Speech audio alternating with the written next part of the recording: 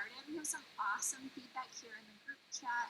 Obviously, us here at BeaHive, we've pivoted and gone totally online as a co-working space. So that's been super fun for us. We have here Blythe with Plateau Cookies that she's trying to convince people that they still have something to celebrate, even though we can't all be together to celebrate it, which is so true too. There's still so many good things to think about, and some people do need that little reminder. Brittany owns a spa, so for her, she's been having to do a lot of things virtually as well, selling products, creating visuals, and things like that, a lot of Instagram videos. And then we have Caitlin on here too. She started shipping flowers nationwide with design video tutorials in place of their in-person workshops, which is awesome. So I love to see all of the feedback and everything. It's so great to hear what everybody's up to and to be able to start making those connections. So that is awesome. As far as beekeeping goes this week, I will be sending out all of your hive meets this afternoon. If anybody feels like they're swamped this week, just let me know. I can remove you from the hive mates lineup and just get you back when you're ready. Other things, we're going to competitions and stuff like that, but it should be a super exciting week. And I know I'm super pumped for the weeks we have ahead too. It's been fun to kind of start seeing everything come together. So we'll keep you posted on that. So next up, I'm going to introduce Dayne here. He is one of the managing partners at Eastern Market Brewing. He's going to be talking today about pivoting your business strategically, what that's looked like for them, some of the challenges they face, and everything there. So with all that being said, I'm going to switch PowerPoints here. I'm going to let Dayne take over.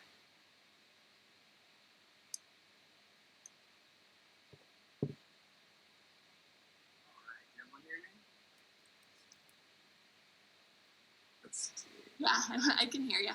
All right, perfect.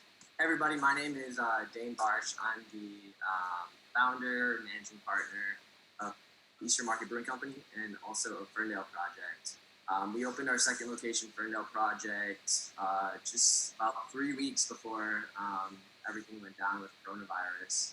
And so for us, it's been a whirlwind of, honestly, I'd say 6 months, because we acquired Axel Brewing in Ferndale, spent a number of months getting that up and running.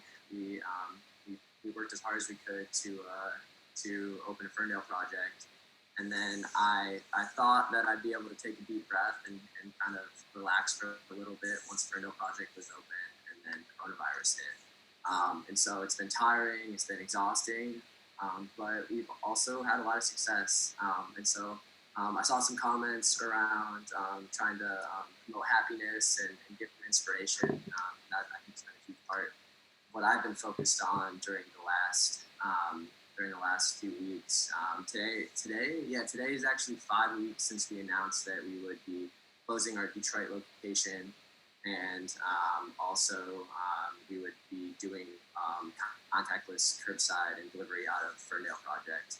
And it feels like, I'm sure as many of you know, it feels like it's been a lifetime since those 5 weeks happened. And a lot has changed. I've been really proud of my team. We have not laid anyone off to date, which has been amazing. And I gave everyone the opportunity to stay home if they so choose. We continue to pay them. And only a couple of people on our team went that route. And so it's been really inspirational just kind of watching our team adapt, but it's definitely been difficult. And so I'm going to talk through what I think led to some of our success in pivoting quickly, and then also just some of the emotional baggage and just the full spectrum of emotions that we've gone through. Because honestly, that's been the hardest part of all of this. We've worked really hard with the emotions for sure.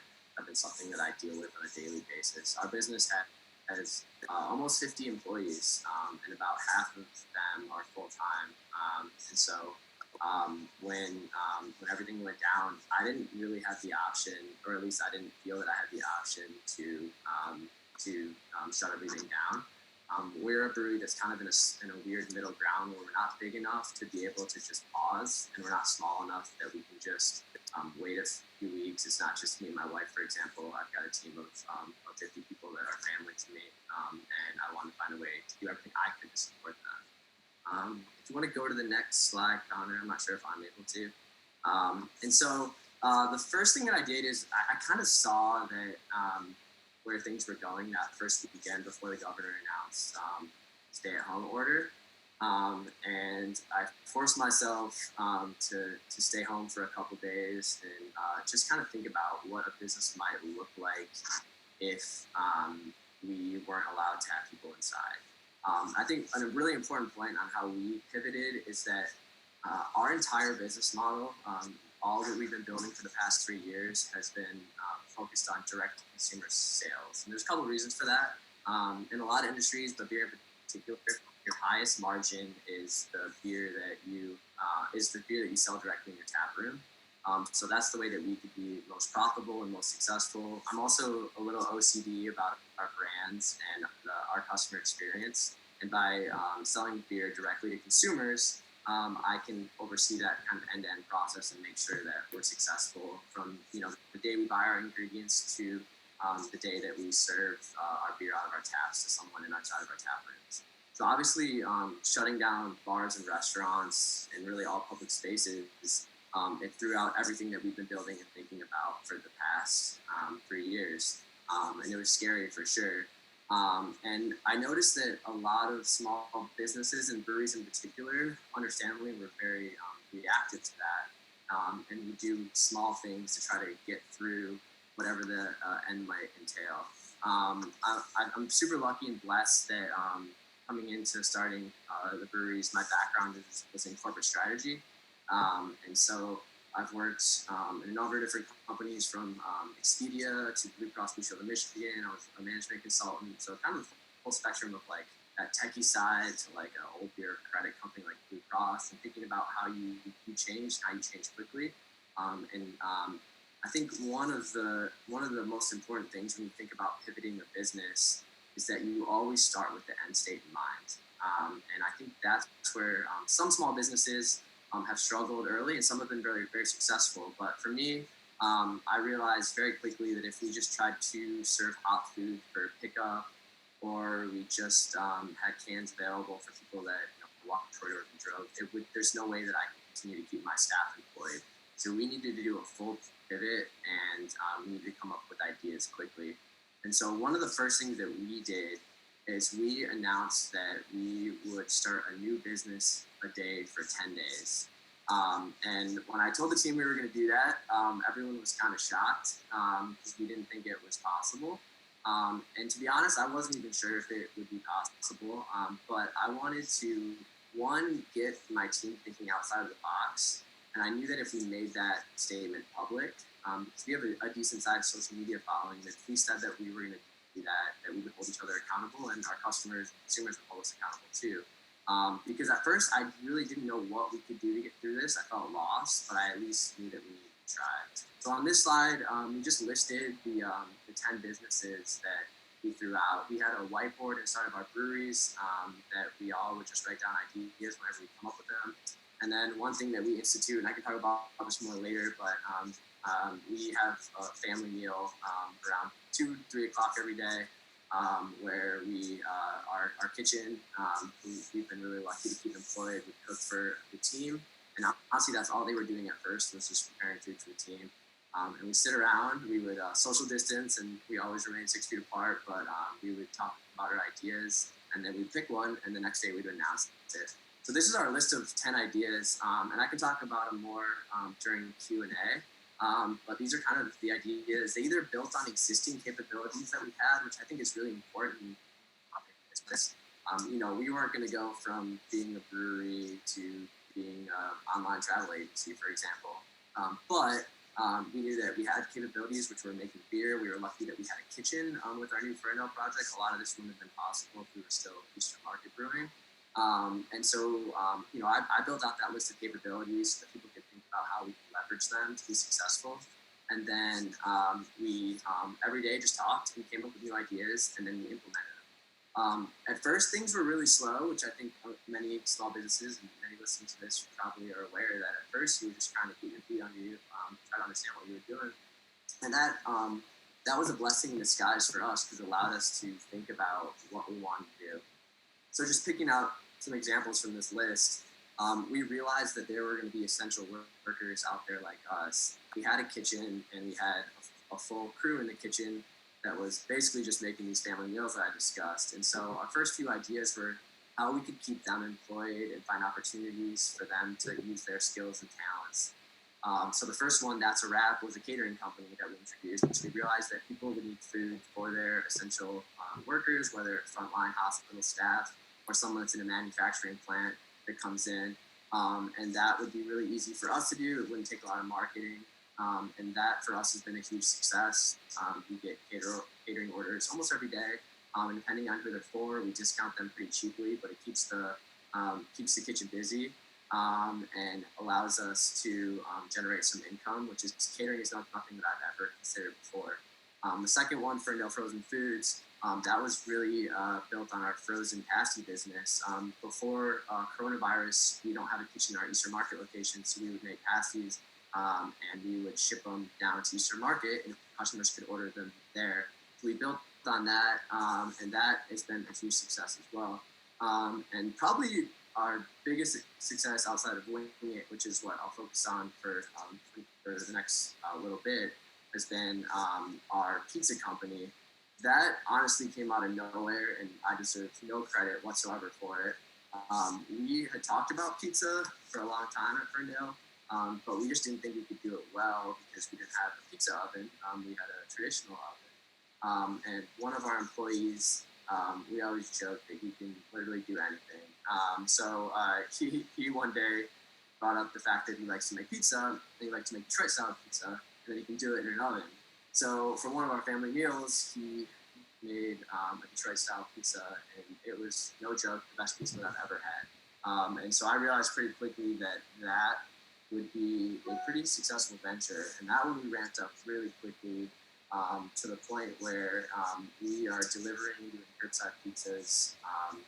We're doing, I don't even know, we're probably doing 30 to 40 pizzas a day, and they all come along with beer, and that has been a huge success. And it's funny thinking about some of this, because when I look at this list of businesses that we came up with, I think all of them will probably exist post-coronavirus. I can hit on a few of these during Q&A if there's interest. The only one, looking at this list, it's kind of fun reflecting back on what we announced we do. The only one that we haven't rolled out officially is IB University, which is a virtual brew school for both coffee and brewing. And we honestly just haven't had the time. We've been so busy on everything else, but I know we've got some plans to roll that out in the month of May. And so that led to us kind of that first brainstorming stage of how we could pivot. The option on this list that is the reason that we've been successful is Wing It. That is our beer delivery service. If you go a couple slides, Connor, I think talked about the next one. We've got some pictures, and then the follow one is Wing It. That's a picture of Seamus, our sales guy. It's interesting. One way that I've been thinking about all of this is, I've got a team of employees that were built to do something, and now they're doing something completely different. So when I talked about capabilities and how you can pivot, human capital is a very important capability that is crucial to your success. And I would recommend spending a lot of time thinking about when and how you can leverage your existing team. An example is, we had the kitchen, but all of our kitchen staff, for the most part, we're used to being in a busy, high-volume restaurant. And so, one thing that I've struggled with and worked with them a lot is, sitting down and making frozen pasties for 8 hours is not the environment they're used to. And that's created some tension for sure. But when you have a collective strategy and vision, you start to come together. And on that note, I'd say one thing that we did that I was a little nervous about, but I think did help a lot, was we started putting daily goals on a whiteboard, and we started listing our revenue for a given day, our week-over-week revenue increases, our percent tip, it's our average ticket. And so that helped, folks like the kitchen realize that they don't love what they're necessarily doing. They like being in a high-volume, chaotic kitchen, but every pasty they sell is contributing to that goal, and then they can see the growth and they can feel like they were a part of it. So that's been a huge element, I think, of our success. And then the reason I brought up the human resource capabilities is Seamus is a great example where he is a sales guy who spent his time going out to bars and restaurants and providing kegs of beer to them. And it was kind of an ancillary focus of our business. Like I said, we were focused on direct consumer sales, but we always grew at capacity. And whatever excess beer we have, we use to send to bars and restaurants, which for me, I see as a marketing tool. Because you have a consumer who wants beer, they try ours, and they come to our spot. And obviously, those bars and restaurants are no longer able to buy beer. And so for me, the delivery business was crucial to our future success, both then and now, because, like I said, we're focused on direct consumer sales, but we no longer can provide beer to our consumers inside of our physical location. So we brainstormed ways that we could get beer directly to consumers outside of our four walls. And for me, it was really important with all these businesses to brand them independently. Which I get teased quite a bit because I love branding. It's probably my favorite part of starting a business, and part of the reason that Ferndale Project has its own brand. We acquired Ash Coffee during all of this, and I can talk more about that during Q&A if people are interested. But that too, we're going to rebrand and wing it. We're branding independently, but I wanted people to put the idea of beer delivery first, and the fact that it's our brand second. And really, that's going to be our focus for the next few months. I think, as we're all aware, there's a lot of uncertainty about when this pandemic will be over, and even when it is over, it will. Sorry, I'm watching the pop-ups. I like it. When it's over, there's going to be big questions about how we recover for this. And honestly, I can't see any way that in the near future we open our doors again to the public in a way that someone sits and enjoys a beer. It'll happen for sure, but I don't see a way to do that. And so for us, this beer delivery service is going to be crucial and essential to who we are. And the reason that I think we've been so successful doing it is because it goes back to what I was talking about earlier, which is when you pivot, you really need to have that end state in mind. It's easy to say we're going to do beer deliveries and then post a zip code where you get beer to you, but me and the team sat down and realized that of the 10 businesses, Wing It is our future, and we determined what that end state would be.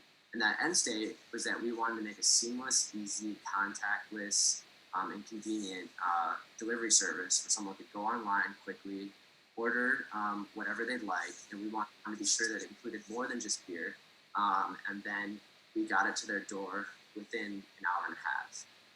Long term, I'd actually like to get that to an hour, but because of the demand of our delivery service, we set it out to be an hour and a half and an hour window. So basically, I have half an hour to prep and then an hour window to deliver it. It's crucial for me to hit those windows, and then people know that they'll come back because of the convenience of what we're offering. So we put some of those ideas, goals, metrics in place on what the vision of our delivery service would look like. And then we spent the first couple weeks of the pandemic hunkering down and building out what that would look like. So we created the online store. We partnered with a technology company that does route optimization. And then we set up text alerts so customers could get updates on where they were on the drive. And through all of this, we developed a very successful delivery service with the end vision state and kind of worked backwards from there and slowly rolled it out in stages. To the point now where this is something that I think will be a central part of who we are going forward. Do a quick time check. I know I'm running a little bit long and I want to leave time for Q&A. But one thing that I quickly wanted to hit on, and I think a lot of you can probably connect with this or relate to it, is the emotional roller coaster that we've been through. I've talked to a lot of small business owners, family, friends, and it's interesting kind of touching base on how everyone is adjusting to it, and we're all going through it differently. For us at the brewery, it's been very different than a lot of my family and friends who are basically stuck in quarantine at home. My wife included, she's stuck in the house, which is really tough. for me, I basically live at the brewery, as do my employees. So we're constantly together and surrounded by each other, and every day we come in with emotional highs and lows. And for me, through all of this, the one thing that I've kind of focused on has been definitely the toughest, but it's just dealing with those emotions and the team and what they're going through. We celebrate our successes, but we still have a lot of highs and lows just based on what we're all dealing with personally, and our feelings from a societal standpoint. So I'm proud of what we've done, but I'm also aware that it's not been easy. It's been a lot of hard work for everyone. The first couple of weeks, no one took a day off. Literally, our entire team did not take a day off. We worked for 14 days straight. And we finally got to the point now where we have some normalcy, but we're still putting in long hours and we're doing it emotionally. And the toughest thing for me is every single day, someone's in tears. Sometimes they're joyful tears. Sometimes they're tears because they're sad. And because of all of the situation, we can't have physical contact with each other. So, the last thing you want to do the first thing you want to do is just give somebody a hug.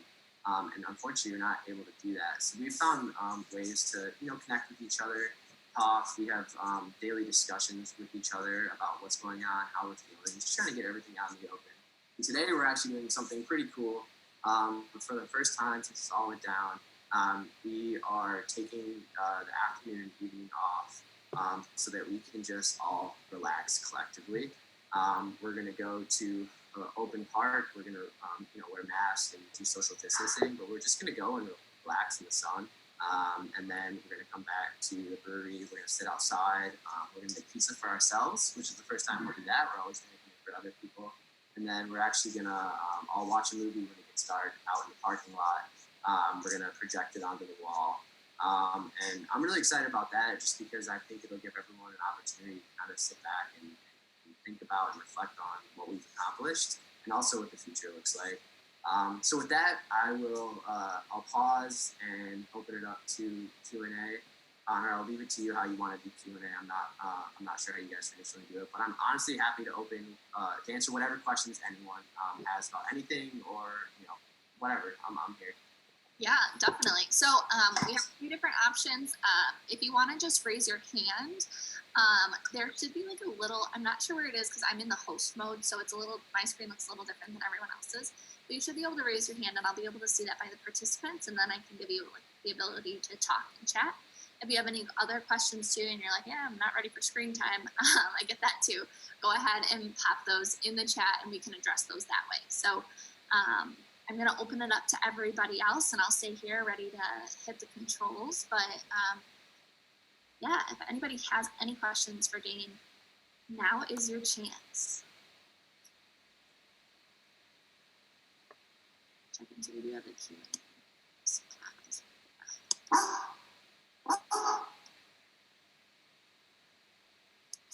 All right. So we have here, Blythe just commented, this was so inspirational and encouraging. Thank you. Which is so true. It's so nice to see like positive stories during all of this. I know it's so easy to get down, especially like watching the news and everything. And for those of us who are in Detroit and in the thick of it too, it just seems like it's like this never ending kind of like constant negativity. So to hear that there are lights and all of it is really great. Yeah, on that note, while we're waiting for some questions to come through, one thing that I've definitely struggled with is because of all the negativity, especially early on, I think there's a little more positivity coming, but one thing that I've had to talk to a lot of my staff about is just not spending so much time on your phones, which is kind of weird, and I'm very much the kind of go with the flow type leader who allows people to say their feelings and be open with them. So that's been kind of tough for me, but I just noticed if someone, for example, in a brewery, there's a lot of downtime. You're washing kegs, you're waiting for beer to brew, and then the first thing you do is you go to your phone. And then negativity just pop up. And it's been really hard in that sense because negativity, just like positivity, negativity spreads. And so there's a few people in particular that are generally very positive people, but just because of everything that's going around them, they were struggling, and then they would see these negative news stories, and I can't be everywhere. So I worked a lot with my team to kind of try to catch that. And when they see someone who looks down for whatever reason, they pull them aside, go for a walk. We go for a lot of walks, which was not a plan, but I've noticed that a lot of our team members will just grab somebody, not physically, but just say, hey, come outside, and say, hey, let's go for a walk around the block and just talk about your feeling. And for me, it's pretty cool just looking out the window and seeing someone walk out the door and you can tell they're down and they come back with a smile on their face. But the whole phone thing and just negativity has been kind of tough. One of the toughest things for me personally is I'm a very positive person, but the first couple weeks I was just constantly in cheerleading mode. And I enjoyed it, but it was also draining. And it was sometimes hard for me because I was having to deal with my own personal, some of my own personal issues and problems and had my own personal emotions. I kind of had to put those to side. And I get a little emotional talking about this, but like there was a point where a couple of my team members pulled me aside and were like, Dayne, we haven't seen you upset, we haven't seen you sad, and we know that that's not possible. And so we had one of our team discussions. We were all outside in the patio on a nice day. And I just kind of broke down to everybody and talked about my feelings. And I think for that was a big turning point for all of us to realize that we're all in this together. We all have similar feelings. And to be able to talk about them was big for me. And I really appreciate my team for allowing that to happen. Unmuted. Sorry. We have a question here from Eli. How do you keep focus on your core business with all of these cool new ideas? Yeah, that has definitely been a struggle. I would say at first, with the business a day, we were kind of just throwing things out against the wall and seeing what stuck.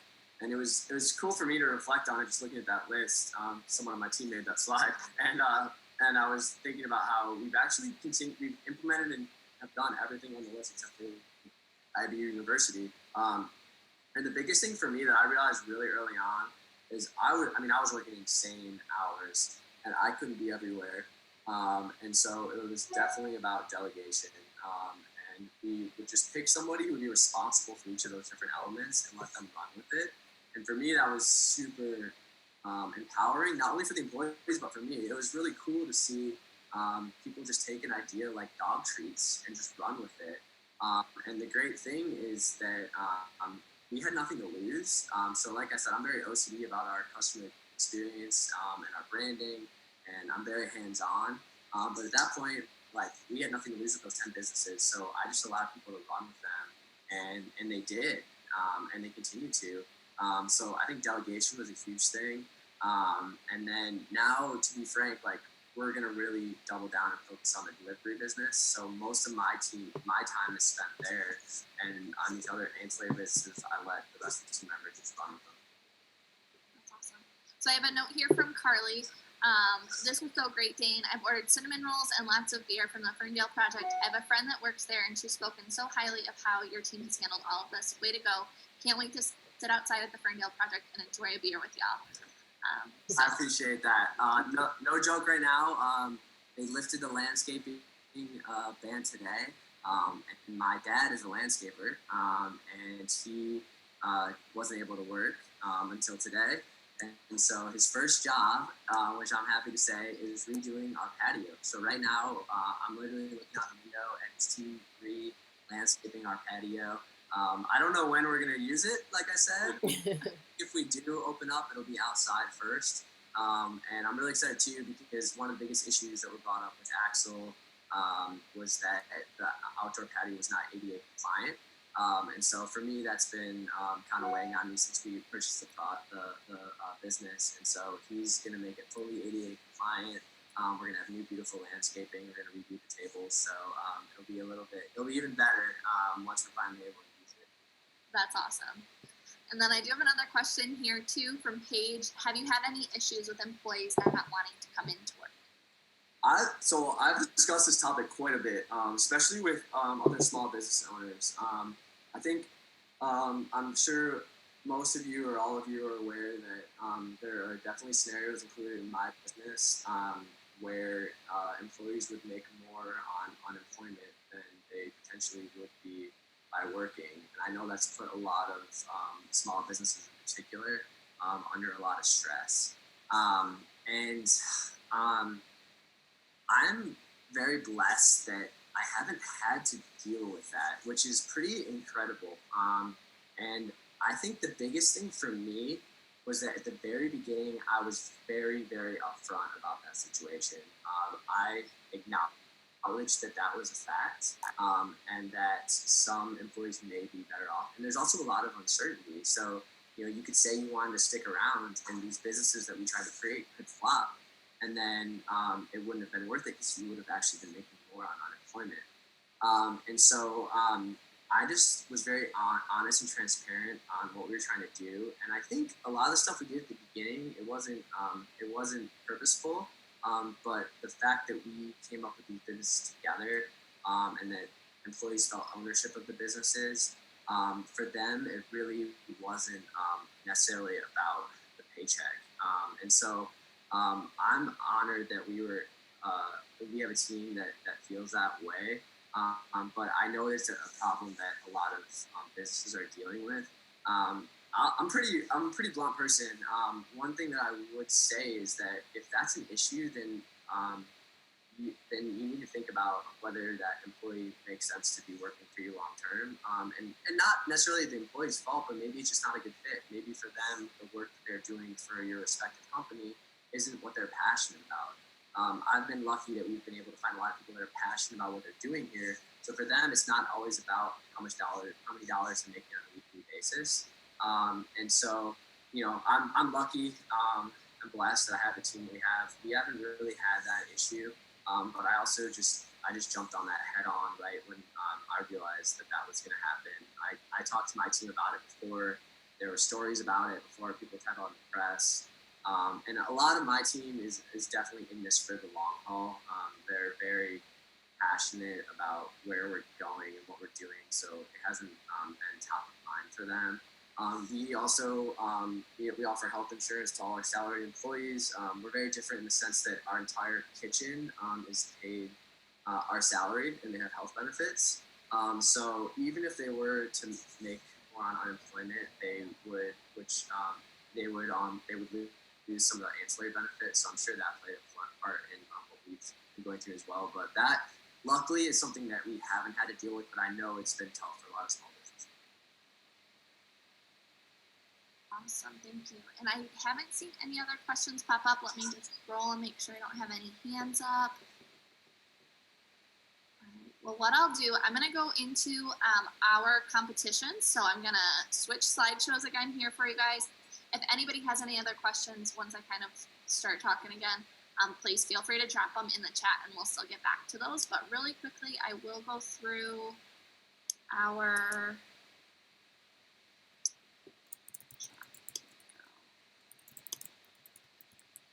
screen.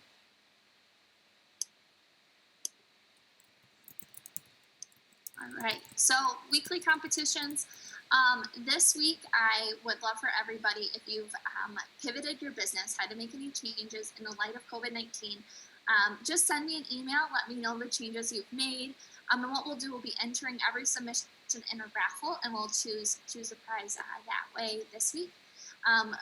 The prize for that, you'll win a $25 gift card to a small business of your choice. So it can't be yourself, but you can get a gift card to somebody else and be able to support somebody in your own community. It does not have to be a Detroit business. After all, we have people all over the state and across the country. So we'll get to support your communities that way.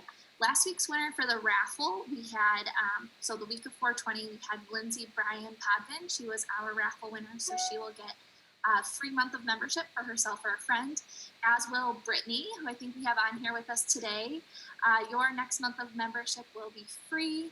And then for our week 4 competition, we have our winner is Angela. So her dream collaboration is with Lip Art. So we thought that was super cool. And we're super excited to be able to honor her with that prize. So Angela, I'll reach out to you to see who you'd like a $25 gift card to, and we'll make sure we get that taken care of. I did see my chat pop up, so just give me 1 second. Brittany's just excited that she won. So this was super great. Dayne, thank you so much for coming on today. I did announce the We really appreciate you coming on. This was awesome just to be able to hear some of the positive stories. It's so great too to hear from all of our members about the ways that you guys have started pivoting your businesses. I'm super excited to be able to keep up with all of you and to continue to hear your stories this week. And we'll kind of start spotlighting some of those too. So if anybody has any questions about the BeaHive or anything like that, let me know. Otherwise, we'll be on here tomorrow at 11 with Blythe Mercer of Plateau Cookies. She's going to be leading a cookie demo, giving away some free cookies.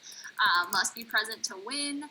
And we'll be having our open discussion there. So if anybody needs anything, you know where to find me. We'll be in touch soon. Thanks again, Dayne.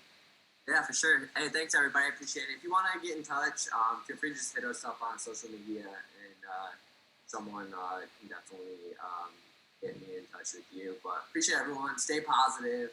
And yeah, just take care of each other. That's the most important thing. And just find some time to smile. That's been the coolest thing with our beer delivery service. Is every once in a while I jump on a beer delivery. At first I was doing all of them, but now I still just jump on just because I want to. When you deliver beer or cookies or whatever to somebody's door, it's pretty cool to see them come out with a smile and say thank you. So find little pleasures in life for sure, and continue to be happy and support each other. Appreciate you guys.